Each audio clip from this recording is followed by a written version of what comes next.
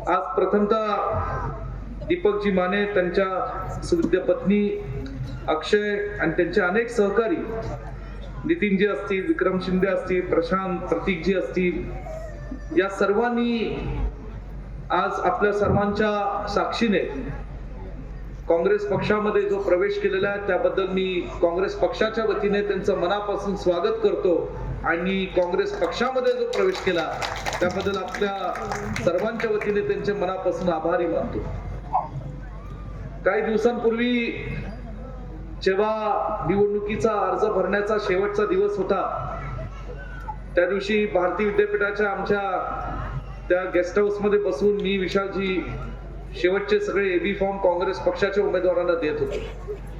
विशालजींनी मला सांगितलं की प्रभाग क्रमांक 11 मधील एका नेत्याला तुम्हाला भेटायचं. म्हणलं हरकत नाही, आणि त्यांनी मग 5 मिनिटांमध्ये दीपकजींचा माझा परिचय करून दिला आणि सगळा इतिहास मला सांगितला की कसं दीपकजी माने त्यांचे सर्व सहकारी गेले 10 ते 12 वर्षापासून त्यांच्या जुन्या पक्षाचं अत्यंत प्रामाणिकपणे काम करत होते, निष्ठेने काम करत होते. परंतु पक्षाच्या कार्यकर्त्याला कसं त्यांनी बाजूला या ठिकाणी ढकललं आणि काही नेत्यांच्या आणि काही इतर कार्यकर्त्यांच्या स्वार्थ डोळ्यासमोर ठेवून आज अशा निष्ठावान कार्यकर्त्याला बाजूला सारून दुसऱ्या कुठल्या तरी माणसाला उमेदवारी दिली. त्यांचं मनोगत मी अत्यंत बारकाईने ऐकत होतो आणि मी पाहत होतो की त्यांच्या भावना सुद्धा व्यक्त करत असताना त्यांचं मन असं जड झालेलं होतं. ते थोडे घाईवरून गेलेले होते, कारण जुने जे काही त्यांच्या आठवणी ते सांगत होते की भाजपच्या कार्यकर्ता असताना सुद्धा सन्मान्य विशालजींनी त्यांना कसा सन्मानाची वागणूक दिली, कसं प्रेमाची वागणूक दिली, आणि ही प्रेमाची वागणूक देण्याची संस्कृती आणि परंपरा हीच काँग्रेस पक्षाची आणि हीच वसुंधरा कुटुंबाचे, हे मला आपल्या सर्वांना या ठिकाणी सांगायचं. आणि म्हणून कुठल्याही जाती धर्माचा माणूस असो, कुठल्या पक्षाचा माणूस असो, जर तो माणूस या सांगली शहराचा नागरिक आहे, या सांगली जिल्ह्याचा नागरिक आहे, तर तो आपला माणूस आहे हे गृहीत धरून त्या प्रत्येक येणाऱ्या माणसाला ताकद देण्याचं काम हे आम्ही काँग्रेस पक्षाचे नेते आणि आज कार्यकर्ते म्हणून सातत्याने करत असतो. आज या ठिकाणी प्रभाग 11 हा काँग्रेस पक्षाचा बालेकिल्ला आहे. सांगली महानगरपालिकेचा निवडणुकीचा इतिहास आपण सर्वांनी पाहिलात तर तुम्ही सगळ्यांनी नेहमी पाहिलेलं आहे की विशाल पाटील जे प्रभाग नंबर 11 मध्ये म्हणतील तसंच होत गेलेलं आहे आणि तिथलेच तसे काँग्रेस पक्षाचे उमेदवार या प्रभाग नंबर 11 मध्ये या ठिकाणी निवडून आलेले. गेल्या महानगरपालिकेच्या निवडणुकीत सुद्धा विशालजींनी काही लोकांना महानगरपालिकेच्या उमेदवारीसाठी संधी दिली, मोठे कष्ट घेतले आणि दिवस रात्र एक करून लोकांमध्ये पोहोचल्यानंतर जे काही उमेदवार त्यांनी दिले होते या ठिकाणी ते निवडून त्यांनी ताकदीने आणले. त्या उमेदवारांचं काय होतं काय नाही हे आपल्या सर्वांना अधिक चांगलं माहिती. त्यातील काही लोक हे विशाल बरोबर या ठिकाणी अत्यंत प्रामाणिकपणे काँग्रेस पक्षाच्या सोबत या ठिकाणी राहिले. त्यातली काही मंडळी स्वतःच्या स्वार्थापोटी पक्ष सोडून गेले. परंतु विशालराव, तुम्हाला मी आज वचन देतो की ह्या प्रभाग क्रमांक 11 मधील लोक ही स्वाभिमानी लोक आहेत. ज्यांनी तुमच्याशी गद्दारी केली त्याला ही जनता दराशी कोणाशिवाय राहणार नाही, हा विश्वास या ठिकाणी मी निश्चितपणे सांगतो.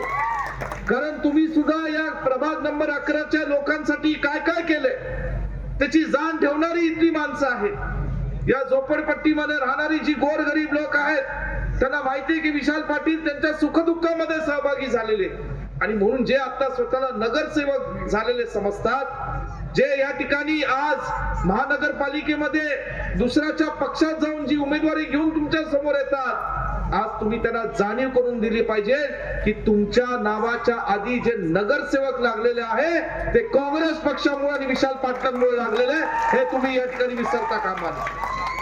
आणि म्हणून ही निवडणूक येणाऱ्या 15 तारखेची फार महत्वाची.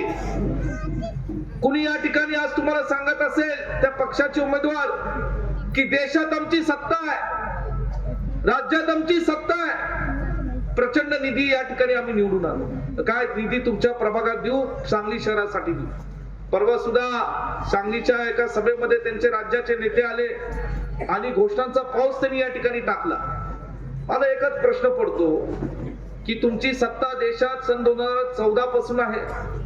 महाराष्ट्रामध्ये तुमची सत्ता सन 2014 ते 19 होती. मध्यंतरी 2-2.5 वर्ष महाविकास आघाडीची सत्ता आली, परत तुमची सत्ता आली. मग गेले 3-3.5 वर्ष तुमची सत्ता आहे. देशात राज्यात तुमचा एकेकाळी खासदार होता, विद्यमान आमदार तुमचे आहेत. मग जे तुम्ही सांगितल्या जनतेला शब्द दिला, आश्वासनं दिली, ती या मागच्या काळामध्ये का होऊ शकली नाही? कारण त्यांना सांगलीसाठी काही विकास करायचा नव्हता. जाणीवपूर्वक या ठिकाणी या सांगली शहरातले लोक हे सर्व जाती धर्मातील लोकांना मानणारे लोक आहेत, विचारधाराला मानणारे लोक आहेत. या सांगली जिल्ह्यासाठी खऱ्या अर्थाने ज्या काँग्रेस पक्षाच्या विचारातून स्वर्गीय वसंतदादा असतील, स्वर्गीय पटकरावजी कदम साहेब असतील, स्वर्गीय R.R. पाटील साहेब असतील, स्वर्गीय राजाराम बापू असतील, या सर्व दिग्गज नेत्यांनी जे केलं त्या विचारांना मानणारे लोक आहेत. म्हणून या भाजपच्या नेत्यांनी जाणीवपूर्वक या सांगलीला डावलण्याचं पाप इथं केलेलं आहे. मला आपल्या सर्वांना सांगायचंय, देशात राज्यात सत्ता नव्हती हे खरं आहे, पण देशात राज्यात जेव्हा सत्ता नव्हती तेव्हा माझा भाऊ विशाल पाटील खासदारकी लढला आणि तुमच्या सर्वांच्या आशीर्वादाने हा आमचा विशाल पाटील हा मोठ्या अधिक मताधिकारी या ठिकाणी महाराष्ट्रातला अपक्ष आणि काँग्रेस पक्षाच्या विचाराचा खासदार झाला. मी त्याच्या पाठीशी होतो, तुम्ही सगळे आमच्या सोबत पाठीशी खंबीरपणे उभे राहिलात. पण तो सांगण्याचं कारण आज ही काँग्रेस पक्षाचा हा बालेकिल्ला आहे. विधानसभेत असो, लोकसभेमध्ये आपण प्रचंड मताधिक्य विशालजींना दिलं. म्हणजे या सांगलीमध्ये आज ही काँग्रेस पक्षाची विचारधारा ही तळागाळापर्यंत रुजलेली. आणि म्हणून आपल्या सर्वांना सांगायचंय, इथे दीपक जे असतील, अक्षय जे असतील, बाकीच्या आमच्या भगिनी आज या ठिकाणी आंबेडकरी चळवळीतल्या आमच्या भगिनी, त्यांचं मनोगत मी ऐकत होतो, बापूंचं मनोगत मी ऐकलं. अनेक गोष्टी मला या ठिकाणी बोलण्यासारख्या आहेत, परंतु मी तुमच्या सर्वांचा जास्त वेळ घेणार नाही. मला आपल्या सर्वांना एकच सांगायचंय की हे जे काय सांगतात ना, अनेकदा मी असं गेले नगरपालिकेच्या निवडणुकांपासून एक गंमत ऐकत आलेलो आहे. टीव्हीवर चॅनलवर काही आलं निवडणुकीचं की या महायुतीमध्ये 3 पक्ष आहेत. 3 पक्ष कुठले तुम्हाला चांगलं माहिती. एका पक्षाचा कार्यकर्ता उठून सभेमध्ये म्हणतो की सगळ्या तुमच्या कामांना निधी आम्ही देणार. का निधी आम्ही देणार? तर तिजोरीची चावी आमच्याकडे. दुसऱ्या पक्षाचा नेता उठून म्हणतो, कार्यकर्ता निधी तुम्हाला आम्ही देणार, महायुतीतलाच. तो का म्हणतो? तिजोरी आमच्याकडे. मग तिसरा बहादरांनी वेगळंच काढलं, जी तिजोरी ज्या बँकेमध्ये ठेवलेली आहे ती बँकच आमची आले का. म्हणजे तिजोरीची चावी एकाकडे, तिजोरी दुसरीकडे, बँक तिसरीकडे. अरे तुम्ही सगळे विसरलात, ज्या बँकेत पैसा आहे तो पैसा महाराष्ट्राच्या गोरगरीब जनतेचा आहे. हा तुमच्या काकाचा पैसा नाही, हा पैसा महाराष्ट्रातल्या सर्वसामान्य लोकांचा आहे. आणि म्हणून जर या शहराच्या विकासासाठी सरकारच्या माध्यमातून पैसे जर येणार असतील तर त्यांना कायद्याने द्याव्या लागतात. हे आपल्या हक्काचे पैसे, कोण कुणाच्या खिशातनं पैसे देत नाही.